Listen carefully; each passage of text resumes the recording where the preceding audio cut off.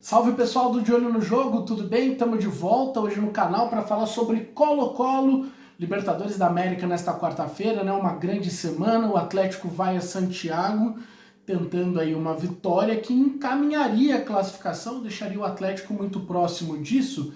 E a nossa ideia no vídeo é falar sobre que tipo de desafio que o Atlético vai encontrar lá no Chile, né? Os comportamentos defensivos, ofensivos. Tem muita coisa preparada aqui, tem muito vídeo, tem a escalação do Colo-Colo para essa quarta-feira, mas antes, já se inscreve no canal, deixe seu comentário, já ativa aí a notificação para você fazer parte da nossa comunidade para discutir o jogo, beleza? Mas vamos ao que interessa. Bom, sobre o Colo-Colo, obviamente a gente precisa começar pela crise, né, que o clube chileno passa, venceu o primeiro jogo, né, depois de 5 partidas, eram 4 derrotas consecutivas, e agora apareceu com esse triunfo contra o lanterna do campeonato, poupando, né, 4 titulares, né, atuou ali com um time misto, a equipe do Colo-Colo, e precisa de um resultado importante contra o Atlético. O Colo-Colo passa por esse momento de muita instabilidade, até pela mudança de treinador. Há 2 semanas o Mário Salas foi mandado embora, depois disso o clube chileno oficializou o interesse no Felipão, que não deu certo, e agora tenta o Dudamel, venezuelano, que estava no Galo, e também o Gabriel Reis, que fez grande campanha no campeonato argentino pela equipe do Vélez. Até pela diferença de ideia aí dos treinadores que eu acabei de citar, mostra como o Colo-Colo passa por um momento confuso, né? 12º colocado no campeonato chileno, precisa aí de uma recuperação imediata. Apesar de tudo isso, eu vejo o Colo-Colo com muito potencial para fazer jogo duro com o Atlético. Me parece, gente, um caso típico daquelas equipes que estão no momento sem nenhuma confiança. E como isso faz diferença no futebol, né? O Colo-Colo, ele tem qualidade para brigar pelo segundo lugar do grupo, ou brigar por uma classificação. Mas o momento é terrível. Tanto que o jogo que a gente vai usar como referência aqui das nossas imagens, para mostrar como joga esse Colo-Colo, foi um dos jogos mais malucos que eu vi recentemente. O Colo-Colo faz 2-0, perde 2 pênaltis, acerta a bola na trave, cria 13 chances de gol. 13 chances de gol, não são 13 finalizações. Então é um time que tem o seu potencial e que pode fazer jogo duro com o Atlético por alguns comportamentos que a gente vai mostrar. Antes dos comportamentos, a gente começa pela provável escalação da equipe do Colo-Colo, que ainda não é uma certeza, né? Tem dúvidas no meio de campo, mas pode ser muito parecida com essa. Colo-Colo com a bola se comporta em um 4-3-3, e aí tem especialmente um lado forte com o Passo da direita, o Suaço, que é um lateral muito bom, né? E a gente vai mostrar o meio de campo com Fuentes, Provosta e Valência, e aqui todo mundo sabe jogar, e 2 jogadores bem conhecidos, o Mouche e o Bland lá na frente, junto com o Bolados, o Mouche vice-campeão da Libertadores em 2012 pelo Boca, e o Bland já jogou contra o Atlético na Libertadores pelo São Lourenço na temporada de 2017, naquele grupo da morte. Mas vamos observar os comportamentos desse time para a gente justamente identificar o que o Atlético pode enfrentar lá.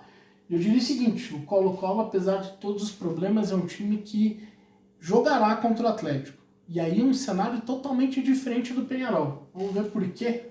Nesse primeiro lance que a gente separou aqui, a ideia é mostrar primeiro como o goleiro Cortez é participativo na saída de bola. É um time que utiliza muito o goleiro para ter superioridade numérica, tem saída de 3 com um volante, com aí aqui o Provost entre os zagueiros para fazer essa saída, e aqui o movimento mais fundamental desse time, especialmente nesse jogo que foi pela 6ª rodada do Campeonato Chileno.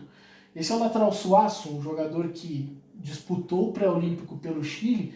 Ele é um volante, meia de origem, mas atua como lateral. E aí ele é muito utilizado como um meia. Ele é um organizador que sai da lateral para organizar o time. Aqui é só mais um exemplo como esse. E aí a gente vai notar até a diferença com o outro lateral, como eles são bem extremos em relação aos comportamentos. Se a gente está vendo o Suaço mais centralizado, buscando esse jogo por dentro, A gente vai ver o Opaso bem aberto lá pela direita, atacando a amplitude e atacando quem tiver no setor. Márcio Azevedo, Nicão, Carlos Eduardo.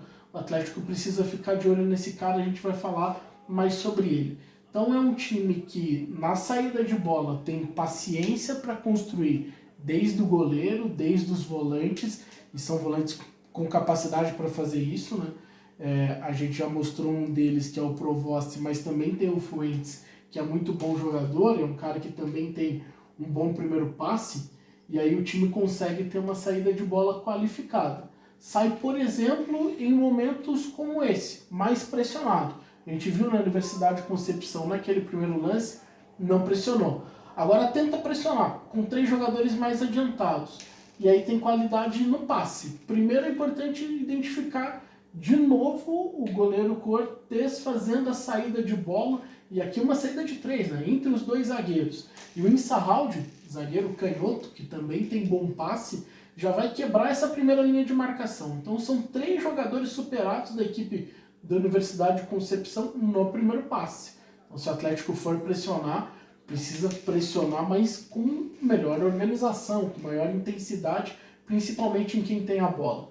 E quando é superada essa primeira linha de passe e ela cai no Suaço, o Suaço tem ótimo passe. Lembra que a gente falou dele? É um lateral construtor, um cara que tem saída de bola, tem bom passe, encontra muitos passes entre as linhas. Foi o que aconteceu de novo. Olha que o Suaço vai fazer o lançamento para o Bland e como o atacante, né, da equipe do Colo-Colo vai receber. E o Bland faz muito esse tipo de jogada. Ele sai da área também. Parece aquele 9 clássico que não tem muita intimidade com a bola, mas ele sai da área, vai buscar o jogo. E aí a jogada até termina com o Suaço aberto pelo lado esquerdo, o que não é muito comum, o que não é um comportamento específico dessa equipe. Então a gente já notou em 2 momentos diferentes como o Colo-Colo tentou jogar, tentou construir o jogo desde a defesa. E isso acontece demais. Mais um lance para a gente ilustrar e agora para ficar atento do lado direito. Vai ficar claro de novo em mais um lance. E aqui a gente está vendo, né, saída de bola curta, não bateu o tiro de meta longo. E de novo vai construir com passes mais curtos, com o jogo mais apoiado, sempre com opções de passe com jogadores próximos para envolver o adversário e principalmente avançar, né, para o campo de ataque. Está aqui de novo o Suaço pedindo essa bola, um pouco mais pela faixa central, é o tipo de jogo que ele sempre prefere. E é até importante uma explicação aqui. Por que eu separei lances desse jogo, que o Cortez está participando de novo da saída de bola? Porque na derrota, na estreia da Libertadores contra o Jorge Lustermann, o Colo-Colo foi muito diferente em seus comportamentos. Foi um time que buscou muito mais um jogo defensivo, esperou o adversário, não tentou sair jogando, muito pela influência do contexto. Há ali uma explicação, né? Você jogando em Cochabamba, na altitude, o Colo-Colo não quis arriscar, jogou mais ou menos como o Peñarol fez aqui em Curitiba. Só que como comportamento, como ideia, é um time que não joga daquele jeito. Por isso que eu não estou utilizando como referência. De novo, né? Volante participando da construção, lado direito muito forte, e o Provost encontra o Bolados, que é a referência de velocidade. Aliás, o lado direito, ele tem muita capacidade de ultrapassagem com o Bolados e também com o Opaso.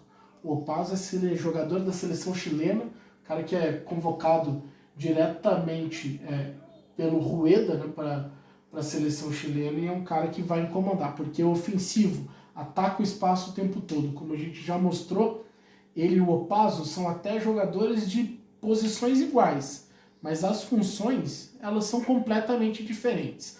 O Colo-Colo ataca assim, com bola no chão, com troca de passes, até chegar e ter a oportunidade de agredir o adversário no campo de ataque.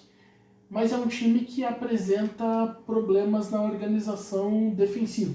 Tem uma zaga que pode sofrer, especialmente nos contra-ataques. Antes vamos notar que, apesar de ser um time que ataca mais em 4-3-3, na hora de se defender, tem 2 linhas de 4, quando a gente pode notar aqui, né? O Valência fica um pouco mais à frente, junto com o Bland. E aí os 2 zagueiros, o Barroso e o Insahaldi, são caras que se sentem muito mais confortáveis protegendo a própria área, como a gente vai observar. Antes a gente vai notar um comportamento aqui que também é claro do tipo de marcação que faz o Colo-Colo, que é uma marcação por encaixes individuais no setor. Ou seja, caiu no setor, você já encosta cada um no seu, e é assim que vai funcionar, como a gente vai ver na imagem aí. Todo mundo do lado da bola procura o seu jogador para marcar. Mais ou menos aquela coisa da pelada, né?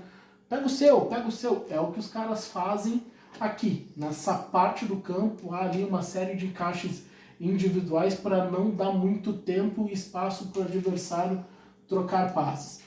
E aqui você pode ter benefícios para o tipo de marcação como essa, mas também pode trazer muito prejuízo. O Atlético pode explorar. Normalmente, quem marca desse jeito é muito condicionado por aquilo que o adversário quer, porque você tem perseguições ao adversário, a referência é o adversário.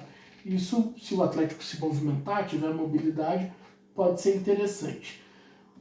Talvez o principal defeito do Colo-Colo defendendo seja a transição defensiva.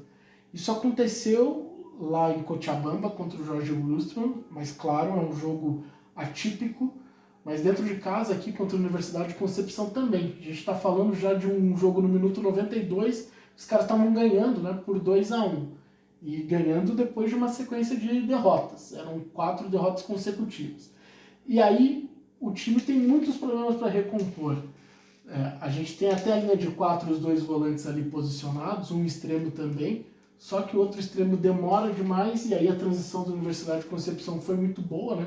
Porque tem a inversão para o outro lado, muda o lado da jogada, e aí encontra um 2 contra 1, e o extremo já não consegue fazer a marcação adequada. Na área você tem um 3 contra 3, sem que o volante, que tinha que fazer a função de afundar aqui para dar esse balanço defensivo para a equipe do Colo-Colo, e aí sai o gol da Universidade de Concepción.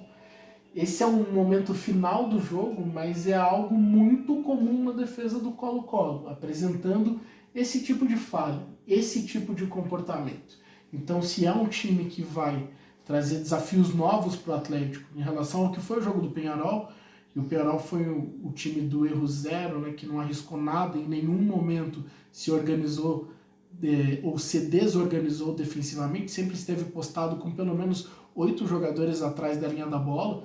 O Colo-Colo não, pela necessidade de atacar, pela necessidade do resultado, ele vai agredir o Atlético e aí vai conceder espaços. Isso pode ser muito interessante, o Atlético não teve espaço contra o Peñarol para jogar, e nesse jogo terá, só que também terá muito mais testado o seu sistema defensivo, o seu sistema de pressão, principalmente no campo de ataque. Então vale ficar de olho nesses aspectos, nesse jogo de quarta-feira, jogão da Libertadores da América. Beleza? Não esquece de se inscrever no canal, se você concordou com a nossa opinião ou não, pode deixar aí o seu recado, deixar o seu comentário, o seu like também e ative a notificação. Valeu e até a próxima!